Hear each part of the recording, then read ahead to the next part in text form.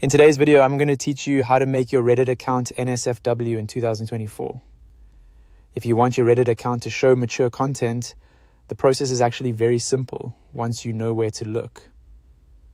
In this walkthrough, I'll guide you through the exact settings you need to change on Reddit so you can enable NSFW or mature content visibility on your account.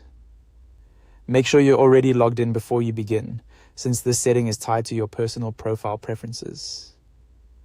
To get started, go to your Reddit home dashboard. This is the main page you see after signing in, and it's where you'll be able to access your account controls.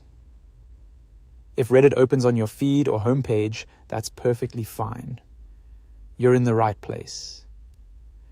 Once you're on the Reddit dashboard, move your attention to the top right corner of the screen and click on your profile icon. This will open a drop-down menu with several account-related options. If you don't immediately see the option you need, just give the menu a second to fully expand. From that drop-down menu, click on Settings.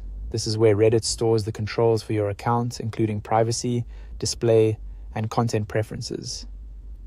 After you open Settings, you'll be taken to a page with multiple sections or tabs. Next, click on the Preferences tab.